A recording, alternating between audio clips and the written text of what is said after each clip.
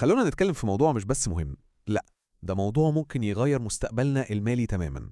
إزاي في وقت الأزمات والحروب الواحد مش بس يحافظ على قيمة فلوسه وتعب عمره، لأ، ده الأهم كمان إزاي ممكن يطلع من الأزمة دي كسبان وأقوى من الأول بكتير. يلا بينا ندخل في الموضوع على طول. ودي طبعا الحقيقة المرة اللي كلنا بنشوفها وبنسمع عنها. لما بتحصل أزمة، مدخرات وتعب سنين طويلة ممكن بكل بساطة يتبخروا في لحظة. وهنا بقى النقطة اللي بتقلب الموازين كلها. في نفس الظروف الصعبة دي في مجموعة تانية من الناس مش بس بتحافظ على ثروتها، دي بتعرف ازاي تضاعفها بشكل ممكن يكون خيالي. وهو ده بقى السؤال المهم اللي كلنا محتاجين إجابته. يعني إيه اللي بيفرق بين الشخص اللي بيخسر كل حاجة والشخص التاني اللي بيحول نفس الأزمة دي لفرصة عمره؟ صدقوني، الفرق مش حظ خالص، الفرق كله في الفهم والمعرفة. طيب عشان نعرف نحمي نفسنا لازم الأول نفهم بالظبط إيه هو الخطر الحقيقي اللي بيواجهنا. فلوسنا كلنا مهما كانت قيمتها بتواجه عدو خفي، لكن وقت الأزمات تأثيره بيكون مدمر. لو كانت استراتيجيتك هي إنك تحوش الفلوس كاش زي ما بنقول كده تحت البلاطة، فللأسف دي أسرع طريقة للخسارة. الفلوس كرقم ممكن تفضل زي ما هي، لكن قيمتها وقدرتها الشرائية بتدوب يوم ورا يوم، والسبب هو وحش اقتصادي محدش بيقدر عليه. اسمه التضخم. ببساطة كده التضخم ده عامل زي سارق الفلوس الصامت. يعني ال1000 جنيه اللي معانا النهاردة للأسف قيمتها بتقل وهتشتري حاجات أقل بكتير السنة الجاية. طيب ده بيحصل ليه؟ لما الحكومات بتطبع فلوس زيادة عن اللزوم، قيمة كل الفلوس اللي في إيدينا كلنا بتقل. الموضوع بالبساطة دي.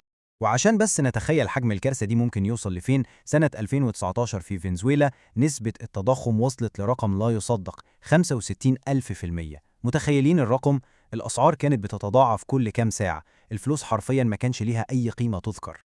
ممكن حد يقول طيب ما أنا فلوسي بالدولار يبقى أنا كده في الأمان. الحقيقة إن حتى الدولار نفسه مش محصن. تخيلوا إن أمريكا طبعت 80% من كل الدولارات اللي في العالم في آخر سنتين بس، وده اللي سبب موجة تضخم عالمية ضخمة. يعني ببساطة مفيش عملة ورقية في العالم كله تعتبر ملاذ آمن بنسبة 100%. طيب لو الكاش بيخسر قيمته بالشكل ده، إيه الحلول اللي الناس تاريخياً كانت بتجري عليها عشان تهرب من الخطر ده؟ في طريقين مشهورين جدا. الأول هو الذهب، وده طبعا الملاذ الآمن الأقدم في التاريخ اللي بيحافظ على قيمته مع الوقت. والتاني هو اللجوء لعملات قوية زي الدولار، خصوصا لو العملة المحلية بتاعت بلدك ضعيفة.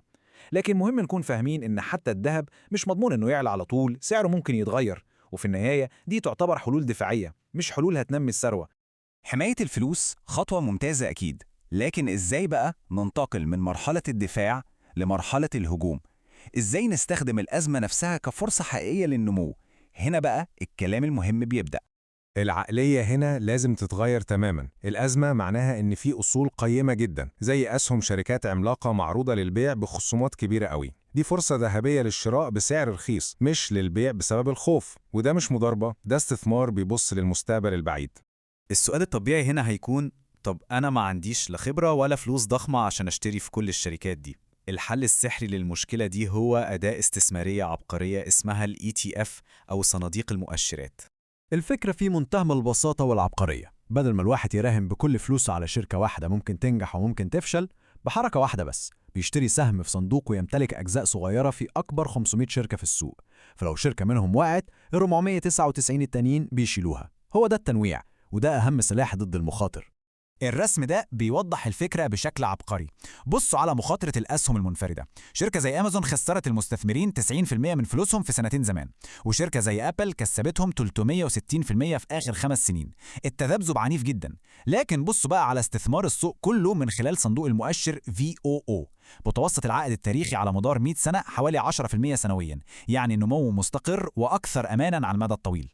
غير الاستثمار في السوق كله، في قطاعات معينة كده بتبقى زي الحصن وقت الأزمات، زي قطاع الطاقة، لأن الحروب بترفع أسعار البترول، شركات الأدوية والأغذية لأن الناس أكيد مش هتبطل تاكل وتتعالج، وفي بعض الدول الشركات اللي بتصدر بتستفيد جدا لما عملتها المحلية بتضعف. كل الكلام اللي فات ده عظيم جدا، لكنه بيتبني على أساس متين. في شوية قواعد أساسية لازم تكون هي دستورنا المالي، وهي اللي بتحمينا بجد من أي صدمة ممكن تحصل. طيب نيجي بقى للزتونة أو الخلاصة النهائية. أول حاجة لازم يكون في سيولة للطوارئ، يعني كاش يغطي مصاريف من 3 ل6 شهور عشان ما نضطرش نبيع أي أصل بخسارة لو اتزنقنا. تاني حاجة التنويع، ومتهيألي دي بقت واضحة جدا. بلاش نحط كل البيض في سلة واحدة. تالت حاجة، نفكر بعقلية المستثمر طويل الأجل. الاستثمار ده ماراثون مش سباق 100 متر. رابعاً، نحاول نتخلص من أي ديون فوائدها عالية. خامساً، الاستثمار بانتظام، كل فترة بمبلغ ثابت بغض النظر عن حالة السوق. وأخيراً، ودي يمكن أهم نقطة فيهم كلهم، أبداً ما ناخدش قرارات بيع أو شراء وإحنا خايفين. الخوف هو أكبر عدو لأي مستثمر. وفي النهاية السؤال ده كل واحد فينا لازم يسأله لنفسه النهاردة. كمان 10 سنين من دلوقتي فلوسنا وتعبنا هيكونوا فين؟ هل هنسيبهم فريسة للتضخم ياكل فيهم يوم ورا يوم، ولا هناخد قرار شجاع ونبدأ نبني خطة ذكية مش بس تحميهم، لا وتنميهم كمان؟ المستقبل المالي يا جماعة مش صدفة، المستقبل المالي بيتصنع بالقرارات اللي بناخدها دلوقتي. القرار في النهاية قرارنا كلنا.